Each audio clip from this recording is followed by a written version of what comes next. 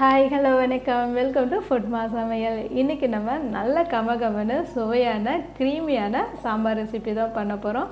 Tiffin சாம்பாராக இருந்ததுன்னா கடைசியில் இந்த ரெண்டு விஷயத்த சேர்த்து பண்ணுங்கள், ரொம்பவே சுவையாக இருக்கும். நம்ம இந்த சாம்பாருக்கு எந்த சாம்பார் பொடியும் சேர்க்க போகிறதில்ல, எந்த மசாலாவும் வறுத்து அரைக்க போகிறது இல்லைங்க. சாம்பாரில் உள்ள சில நுணுக்கத்தையும் சில பக்குவத்தையும் தெரிஞ்சு வச்சிட்டிங்கன்னா சாம்பாரை ரொம்பவே சுவையாக பண்ண முடியும். நம்ம இங்கே 1/4 கப் அளவுக்கு துவரம் பருப்போம், அதில் கொஞ்சம் கம்மியாக பாசிப்பருப்பையும் கழுவி 1 மணி நேரம் ஊற வச்சுருந்தோம். இப்போ நம்ம எந்த கப்பில் பருப்பு எடுத்துருந்தோமோ அந்த கப்பில் 3 மடங்கு அளவு தண்ணி சேர்த்துக்கோங்க. கொஞ்சமாக கருவேப்பிலையும் சேர்த்துட்டு ஒரு 2 பூண்டு பல்ல நீல வாக்கில் நறுக்கி பூண்டையும் சேர்த்துக்கோங்க. இந்த பூண்டு சாம்பாருக்கு நல்ல மணமாக இருக்கும். இப்போ நல்லா கலந்து விடுங்க. பருப்பை வேக வைக்கணும். அதுக்கு மூடி போட்டு மூடி மீடியமான ஹீட்டிலேயே ஒரு 5 விசில் வச்சு எடுத்துட்டு பருப்பை நல்லா மத்து வச்சு கடைஞ்சி கீழே தனியாக எடுத்து வச்சுக்கோங்க. இப்போ நம்ம இன்னொரு கடாய் வச்சுக்கலாம். கடாயில் நம்ம 1 டேபிள் ஸ்பூன் அளவுக்கு எண்ணெய் விட்டுக்கலாம். எண்ணெய் நல்லா சூடானதுக்கப்புறம் நம்ம 1 டீஸ்பூன் அளவுக்கு கடுகும், 1 டீஸ்பூன் அளவுக்கு உளுந்தம்பருப்பும், 1 டீஸ்பூன் அளவுக்கு கடலைப்பருப்பும், 1/2 டீஸ்பூன் அளவுக்கு வெந்தயமும், 2 காஞ்ச மிளகாய் கிள்ளி சேர்த்துட்டு எல்லாத்தையும் நல்லா எண்ணெயில் பொரிய விடலாம். இந்த மாதிரி நல்லா பொரிஞ்சு வந்துச்சுன்னா சாம்பார் நல்லா மணமாக இருக்கும். இங்கே நம்ம ஒரு 15 சின்ன வெங்காயமும் பெரிய வெங்காயத்தில் ஒரு பாதியை நீல வாக்கில் நறுக்கி சேர்த்துக்கலாம். இப்போ எல்லாத்தையும் நல்லா கலந்து விடலாம். வெங்காயம் நல்லா கண்ணாடி பதம் அளவுக்கு நல்லா வதக்கி எடுத்துக்கோங்க. இந்த பெரிய வெங்காயம் நல்லா வதங்கியிருக்கும் பாருங்கள். இது சாம்பார் இன்னும் சுவையாக இருக்கும். 4 பச்சை மிளகாயை நம்ம சேர்த்துட்டு ஒரு மீடியம் சைஸ் தக்காளியை சின்ன சின்னதாக கட் பண்ணி சேர்த்துக்கலாம். எல்லாத்தையும் திரும்ப நல்லா கலந்து வச்சுட்டு தக்காளி நல்லா குலைவாக வெந்திருக்கணும், அந்தளவுக்கு நல்லா கலந்து எடுத்துக்கோங்க. அப்போ தான் சாம்பார் நல்லாயிருக்கும்.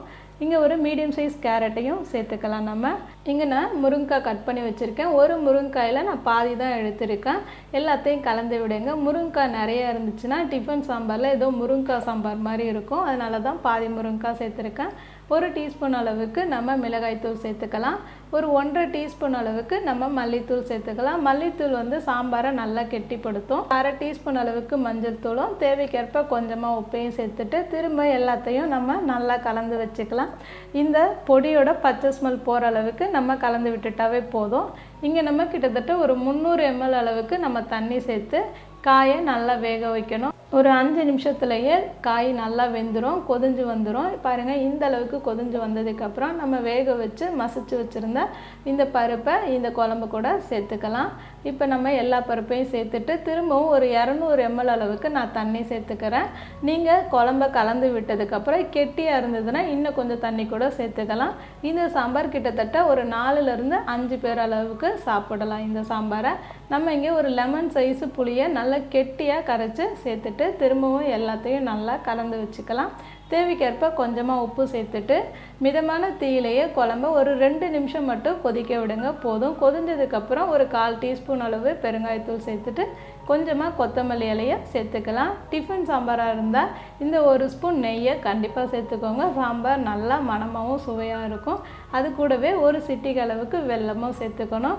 நீங்கள் இதை சாதத்து கூட சாப்பிட்றதா இருந்தால் இந்த வெல்லத்தை சேர்க்க தேவையில்லை. சாம்பார் பாருங்கள் நல்லா கொல கொலன்னு நல்லா மணமாக இருக்குது. இதே அளவில் பண்ணி பார்த்துட்டு எனக்கு கமெண்ட் பண்ணுங்கள். இந்த சாம்பார் ரெசிபி உங்களுக்கு பிடிச்சிருந்துச்சுன்னா வீடியோவை லைக் பண்ணுங்கள், ஷேர் பண்ணுங்கள். மறந்துடாமல் கண்டிப்பாக ஃபுட்மா சமையலை சப்ஸ்கிரைப் பண்ணி வைங்க. Thank you. See you on next video. Bye bye.